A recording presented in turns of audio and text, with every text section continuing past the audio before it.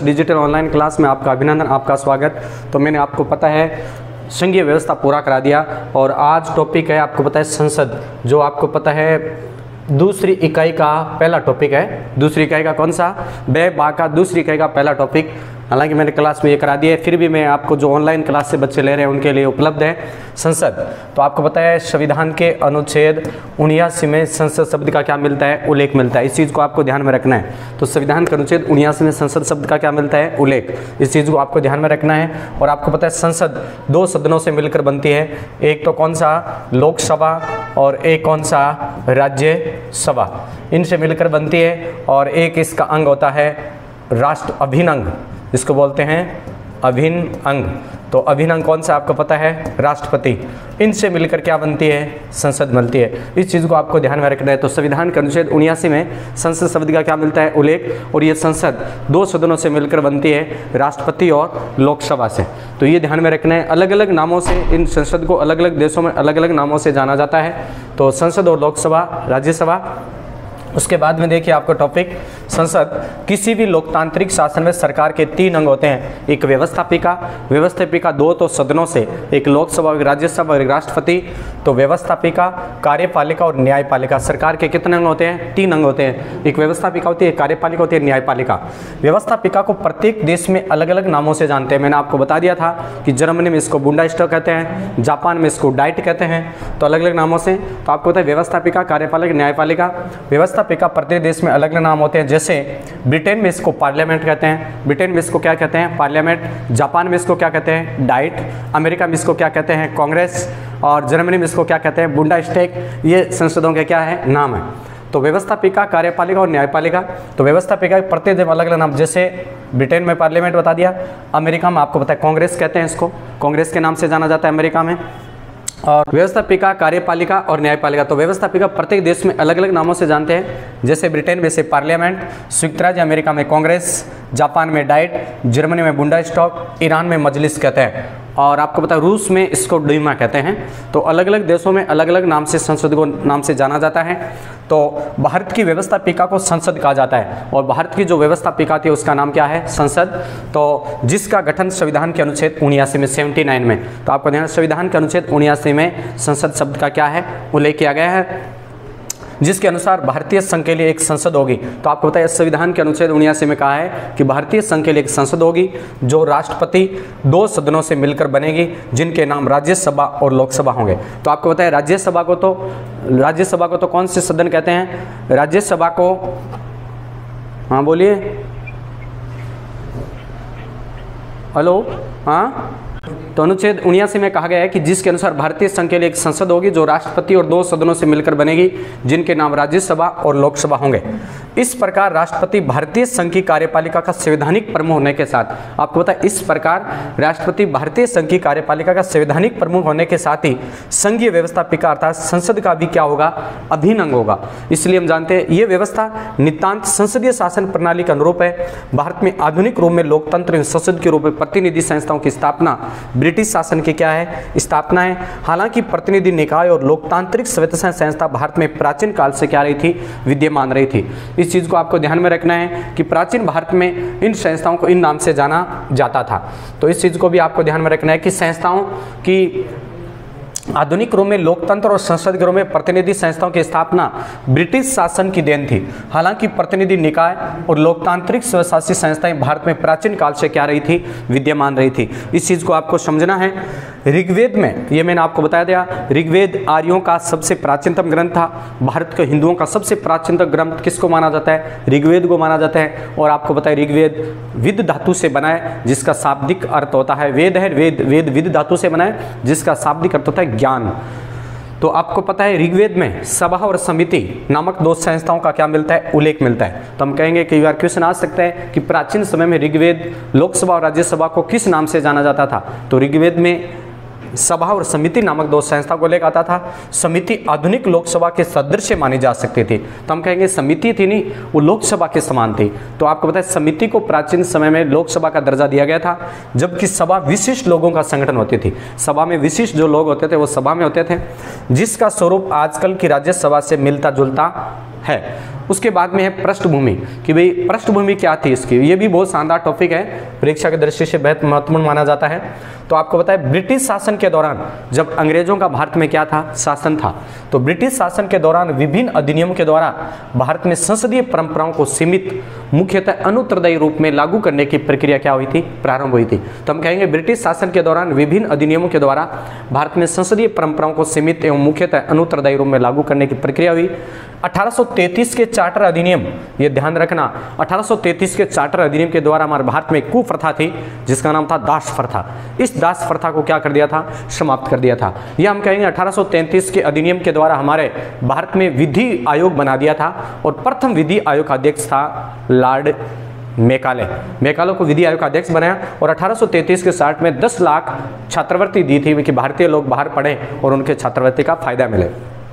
तो 1833 के चार्टर अधिनियम से 1935 के भारत शासन अधिनियम तक में संसदीय तत्वों के विकास को क्या किया जा सकता, देखा जा सकता था। 1892 के अधिनियम द्वारा गवर्नर जनरल के विधान परिषद में, आपको पता है 1892 के अधिनियम में ये कहा गया था कि पूरक प्रश्न पूछा जा सकता है, पूरक प्रश्न पूछने का अधिकार था। तो 1892 के अधिनियम के द्वारा गवर्नर जनरल के विधान परिषद में अधिकतम सदस्य संख्या 16 निर्धारित कर उनमें 4 सदस्यों की अप्रत्यक्ष रूप से निर्वाचित प्रक्रिया को क्या किया गया था, इसमें शामिल किया गया था। तो इस चीज को भी आपको समझना है कि 1892 के अधिनियम के द्वारा गवर्नर जनरल के जो विधान परिषद थी उसमें अधिकतम सदस्य संख्या 16 निर्धारित की, उनमें से 4 सदस्यों को अप्रत्यक्ष रूप से निर्वाचित करने की प्रक्रिया को इसमें क्या किया गया था, शामिल किया गया था। 1909 के अधिनियम में मैंने बताया था, 1909 के अधिनियम को मार्ले मिंटो अधिनियम कहा जाता था। मार्ले मिंटो अधिनियम कहा जाता था, और कहा जाता है कि इस अधिनियम के द्वारा मुसलमानों को पृथक निर्वाचन प्रणाली, मानव को पृथक निर्वाचन प्रणाली प्रदान की गई थी। इस चीज को आपको समझना है, ठीक है नहीं। तो आपको ध्यान में रखना है कि 1909 के अधिनियम के द्वारा मार्ले मिंटो अधिनियम था जिसमें मुसलमानों को पृथक निर्वाचन प्रणाली क्या की गई थी, प्रदान की गई थी। तो इस चीज को आपको समझना है। उसके बाद में देखिए आप, तो ये तो आपको हो गया, मुसलमानों को पृथक निर्वाचन प्रणाली क्या की गई थी, दी गई थी। 1909 के अधिनियम को मार्ले मिंटो अधिनियम कहा जाता है, और कहते हैं कि लॉर्ड मार्ले ने मिंटो ने मार्ले को पत्र लिखा, मार्ले सचिव था नहीं, मार्ले को पत्र लिखा कि हम नाग के दांत बो रहे हैं, हम नाग के दांत बो रहे हैं, इसका फल भीषण होगा, इसका फल क्या होगा, भीषण होगा। ये आपको ध्यान में रखना है। मार्ले मिंटो अधिनियम को 1909 के अधिनियम को कहा जाता है, इसमें मुसलमानों को पृथक निर्वाचन प्रणाली प्रदान की गई थी। और आपको पता है इसी मिंटो ने मार्ले को पत्र लिखा, हम नाग के दांत बो रहे हैं और इसका फल होगा क्या, भीषण। आपको पता है मुसलमान नहीं होते तो मुसलमान मिंटो नहीं होता तो भारत में कभी सांप्रदायिकता के पाकिस्तान का विभाजन नहीं होता। तो मार्ले मिंटो ने भीषण बीज बो दिए थे नाग के, जिसके कारण आपको पता 1909 के अधिनियम के बाद में भारत का विभाजन शुरू हो गया था। तो 1909 के अधिनियम को मार्ले मिंटो अधिनियम कहा जाता है। यह भी बहुत शानदार टॉपिक है। तो 1909 के अधिनियम द्वारा अधिकतम सदस्य संख्या 60 कर दी गई थी। इसी अधिनियम के द्वारा विधान परिषद की जो संख्या थी वो कितने कर दी, 60 कर दी, और उनके अधिकारों में वृद्धि की गई। लेकिन दूसरी ओर इनके निर्वाचन में सांप्रदायिक प्रणाली को प्रारंभ कर दिया। मैंने आपको कहा कि 1909 के अधिनियम के द्वारा सांप्रदायिक प्रणाली को, मतलब मुसलमानों को सांप्रदायिकता का चुनाव या पृथक निर्वाचन प्रणाली प्रदान कर दी, और सांप्रदायिकता का जनक लॉर्ड मिंटो को ही माना जाता है। इस चीज़ को आपको ध्यान में रखना है। तो सांप्रदायिकता प्रणाली को आरंभ कर भारतीय एकता को खंडित करने के प्रयास भी इन्होंने क्या कर दिए थे, प्रारंभ कर दिए थे। भारत सरकार अधिनियम 1919, जिसको आपको पता है चेम्सफोर्ड अधिनियम कहा जाता है। आपको पता है 1919 के अधिनियम को क्या कहा जाता है, आपको ध्यान में देना है। ये भी बहुत शानदार टॉपिक है। 1919 के अधिनियम को आपको पता है 1919 के अधिनियम को अधिनियम को मोंटेग्यू चेम्सफोर्ड अधिनियम कहा जाता है। अधिनियम कहा जाता है। तो ये भी ध्यान में रखें, 1919 के अधिनियम को आपको पता है मोंटेग्यू चेम्सफोर्ड अधिनियम कहा जाता है। और आपको पता है प्रांतों में द्वैध शासन लागू किया इस अधिनियम के द्वारा, एक बात। दूसरी आपको पता है दो सदन स्थापित किए, जैसे एक विधानसभा और एक विधान परिषद, और लोक सेवा आयोग की, तीसरा लोक सेवा आयोग की स्थापना। मतलब इस अधिनियम के द्वारा लोक सेवा आयोग की क्या हुई थी, स्थापना हुई थी।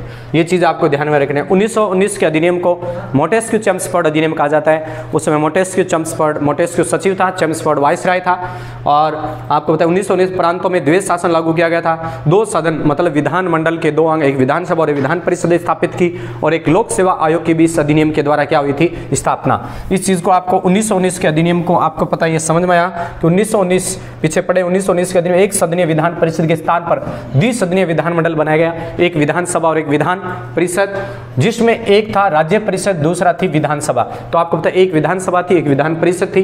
प्रत्येक सदन में अधिकांश सदस्य निर्वाचित होते थे। आपको पता है प्रत्येक सदन में विधानसभा सदस्य वो क्या होते थे, निर्वाचित होते थे। इसी तरह 1935 के अधिनियम के द्वारा भी इन दोनों सदनों को बनाए रखा गया था। आपको पता है 1935, ये भी ध्यान में रखना है, 1935 के अधिनियम के समय में वाइसराय लॉर्ड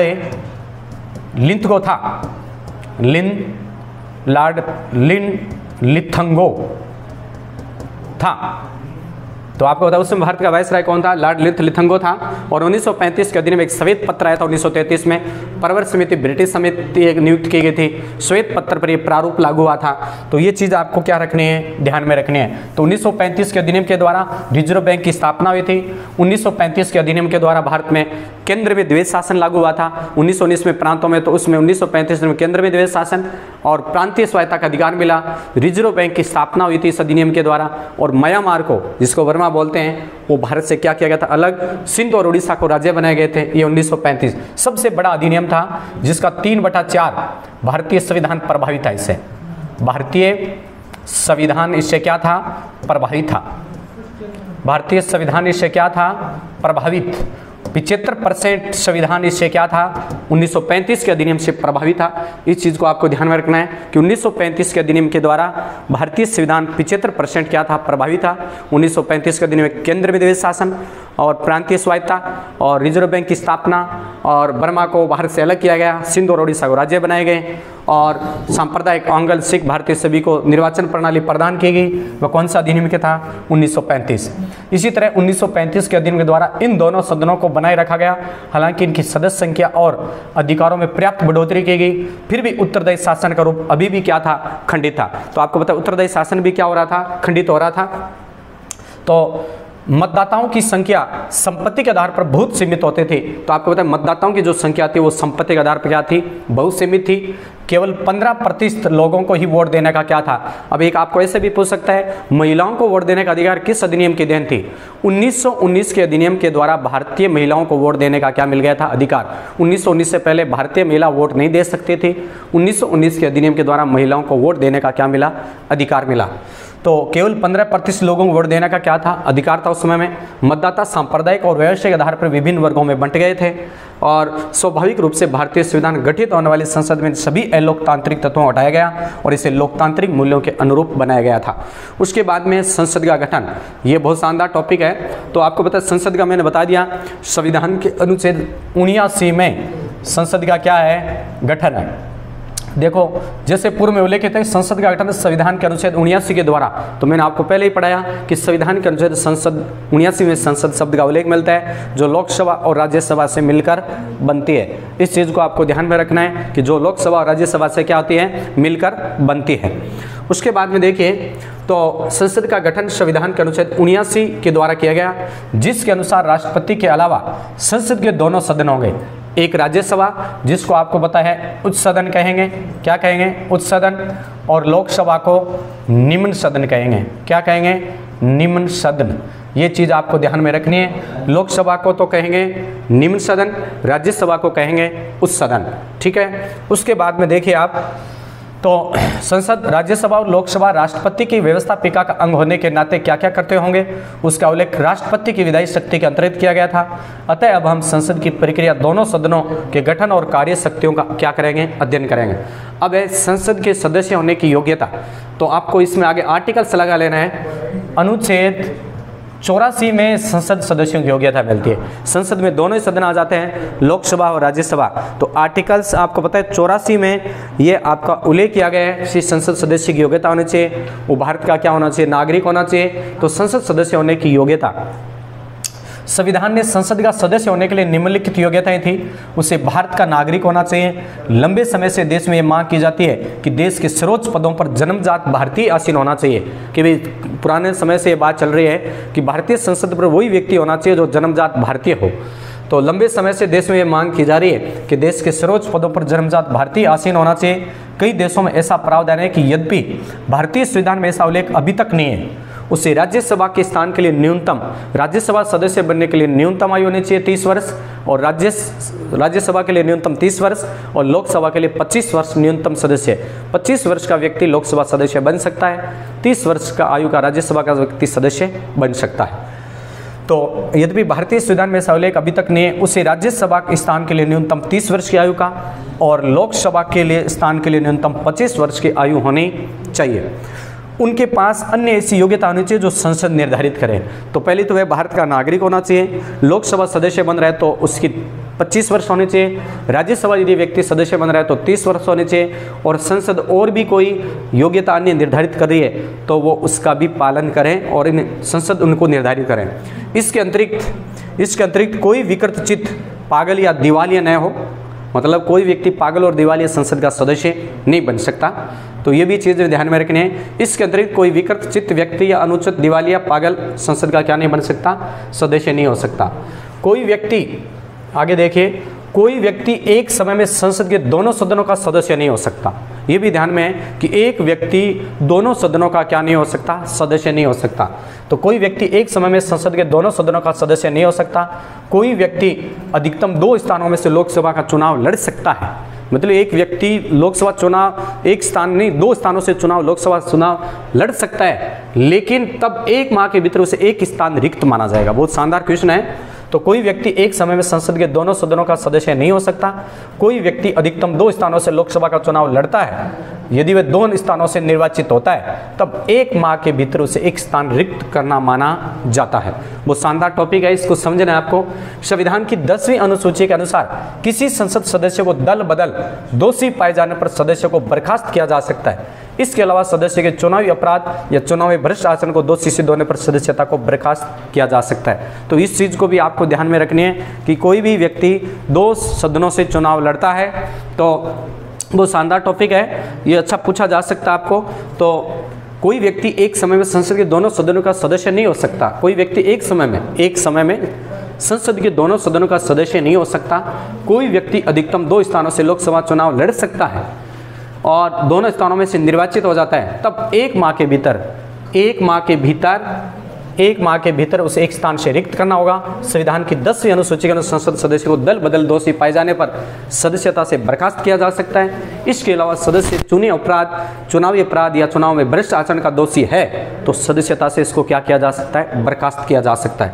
अब है शपथ, ये भी चीज़ आपको समझनी है। शपथ, तो ये चीज़ आपको ध्यान में रखनी है। संसद के सभी सदस्य जिन्हें हम बोलचाल में सांसद या एमपी कहकर संबोधित करते हैं, अपना स्थान ग्रहण करने से पूर्व राष्ट्रपति उसके द्वारा इस कार्य के लिए नियुक्त व्यक्ति के समक्ष शपथ लेना आता है, वह उस पर अपने हस्ताक्षर भी करता है। तो आपको पता है संसद के सभी सदस्य जिन्हें हम बोलचाल में सांसद या एमपी कहकर संबोधित करते हैं, अपना स्थान ग्रहण करने से पूर्व राष्ट्रपति या उसके द्वारा कार्य के लिए नियुक्त व्यक्ति के समक्ष शपथ लेता है, उस पर वह अपने क्या करता है, हस्ताक्षर करता है। उसके बाद में संसद के सत्र इस चीज़ को भी आपको समझना है। संसद के 70, तो आपको ध्यान में रखना है कि संसद के 73 होते हैं। तो संविधान के अनुसार अनुच्छेद 85 के अनुसार राष्ट्रपति समय समय पर संसद के प्रत्येक सदन को ऐसे समय पर स्थान पर वह ठीक समझे उस अधिवेशन के लिए आहूत करेगा। तो आपको पता है संविधान के अनुच्छेद 85 के अनुसार राष्ट्रपति समय समय पर संसद के प्रत्येक सदन को ऐसे समय पर स्थान पर वह जो ठीक समझे उस अधिवेशन के लिए आहूत करेगा। किंतु संसद के एक सत्र की अंतिम बैठक, एक सत्र की अंतिम बैठक और आगामी सत्र की प्रथम बैठक, एक सत्र की अंतिम बैठक और एक आगामी सत्र की प्रथम बैठक के लिए नियत तारीख के बीच 6 माह का क्या होना चाहिए, अंतर नहीं होना चाहिए। तो एक तो सत्र की अंतिम बैठक, एक आगामी सत्र की प्रथम बैठक के लिए नियत तारीख के बीच उसकी नियत तारीख होगी, 6 माह का दोनों का अंतर नहीं होना चाहिए। एक तो संसद की सत्र की अंतिम बैठक और एक आगामी सत्र की प्रथम बैठक की नियत तारीख। तो एक सत्र की अंतिम बैठक, आगामी सत्र की प्रथम बैठक की नियत तारीख के बीच 6 माह का अंतर है। वास्तव में भारतीय संसद के प्रतिवर्ष 3 सत्र होते हैं। बजट सत्र जो आपको पता है, बजट सत्र फरवरी और मई में होता है। मानसून सत्र जो जुलाई और सितंबर में होता है। शीतकालीन सत्र जो नवंबर दिसंबर में होता है। संसद की कार्यवाही के दौरान सदनों को स्थगित करने का अधिकार पीठासीन अधिकारी का होता है। संसद की कार्यवाही के दौरान जो सदन होते हैं उसको सदनों को स्थगित करने का पीठासीन अधिकारी या लोकसभा अध्यक्ष या राज्यसभा में सभापति को होता है, लेकिन सत्रवास करने का अधिकार राष्ट्रपति को होता है। सत्रवास का मतलब होता है लोकसभा भंग करना या संसद के दौरान सदनों को स्थगित करने का जो अधिकार है पीठासीन अधिकारी, लोकसभा अध्यक्ष, राज्यसभा सभापति होता है, लेकिन सत्रवास करने का अधिकार किसके पास होता है, राष्ट्रपति के पास होता है। इस चीज को आपको समझना है। फिर है गणपूर्ति, इस चीज को भी आपको समझना है कि कुल सदस्य लोकसभा सीटों का आपको पता है कुल लोकसभा सीट कितनी है, 545। तो 545 का 1/10 मतलब यदि 55 सदस्य है, कोई भी यदि लोकसभा में 55 सदस्य उपस्थित है तो कोई भी कार्य किया जा सकता है। यदि 55 सदस्य नहीं है तो संसद में कोई भी लोकसभा में कार्य नहीं होगा, मतलब गणपूर्ति नहीं होगी। और राज्यसभा में आपको पता है 245 है, तो 245 का 10 मतलब 25 सभा गणपूर्ति होना, कोटा न्यूनतम कोटा होना बहुत ही जरूरी है। इस चीज को आपको समझना है। तो गणपूर्ति कोरम बोलते हैं। गणपूर्ति अथवा कोरम सदस्यों की न्यूनतम सदस्य संख्या है जिनकी उपस्थिति में सदनों की कार्यवाही को वैधानिकता प्राप्त होती है। प्रत्येक सदन में पीठासीन अधिकारी सहित मतलब पीठासीन अधिकारी सहित कुल सदस्य संख्या का 10वां भाग होता है। इसका अर्थ यह है कि लोकसभा की कार्यवाही का संचालन करने हेतु सदन में कम से कम 55 सदस्य, कुल सदस्य संख्या का 545 का 10वां भाग। और राज्यसभा की कार्यवाही का संचालन करने हेतु सदन में कम से कम 25 सदस्य, कुल सदस्य संख्या 215 10वां भाग अवश्य होना चाहिए, तो वो गणपूर्ति हो सकती है, बाकी गणपूर्ति नहीं हो सकती। इस चीज को आपको समझना है। उसके बाद में संसद में भाषा, तो आपको पता है संसद में भाषा में संविधान के अनुसार संसद के कार्य संचालन भाषा आपको पता है संसद की जो भाषा है वो हिंदी और अंग्रेजी है। किंतु पीठासीन अधिकारी किसी ऐसे सदस्य को हिंदी या अंग्रेजी में अपनी बात को अभिव्यक्त नहीं कर सकता या हिंदी या अंग्रेजी में वो अपनी भाषा को व्यक्त नहीं करता है, तो अपनी मातृभाषा में बोलने की वो क्या दे सकता है, अनुमति दे सकता है। तो वो कौन से आर्टिकल्स में है आपको पता है, मतलब MP हो या मेंबर ऑफ पार्लियामेंट हो या विधायक हो, यदि वो हिंदी अंग्रेजी नहीं जानता है तो उसे पीठासीन अधिकारी अनुमति देता है कि आप अपनी मातृभाषा में अपने विचार व्यक्त कर सकते हो। फिर है मंत्रियों के और महान्यायवादी की संसद में, तो आपको पता है संविधान के अनुच्छेद 88 में अटॉर्नी जनरल जिसे भारत का प्रथम विधि अधिकारी कहा जाता है और भारत का पहला लॉ ऑफिसर है, पहला भारत के महान्यायवादी थे MC शीतलवाड़ा। तो आपको पता है संविधान के अनुच्छेद 88 में उल्लेखित है, मतलब इसका अनुच्छेद अटॉर्नी जनरल है किसमें, 76 में। ये चीज़ आपको ध्यान, संविधान के अनुच्छेद 76 में महान्यायवादी शब्द का क्या मिलता है, उल्लेख मिलता है। और 78 में आपको पता है 88 में इसकी शक्तियों का उल्लेख किया गया है। तो संविधान के अनुच्छेद 88 में उल्लेखित किया गया प्रत्येक मंत्री और भारत के महान्यायवादी को यह अधिकार होगा कि वह संसद के किसी भी सदन में बोलने, कार्य में भाग लेने का अधिकारी होगा। महान्यायवादी को संसद में मतदान का अधिकार नहीं होगा। मंत्री मतदान केवल उसी सदन में कर सकता है जिस सदन का वह सदस्य है। आपको पता है मंत्री मतदान केवल उसी सदन में कर सकता है जिस सदन का वो क्या है, सदस्य है। तो आगामी हम अगले वीडियो में करेंगे, तब तक के लिए धन्यवाद।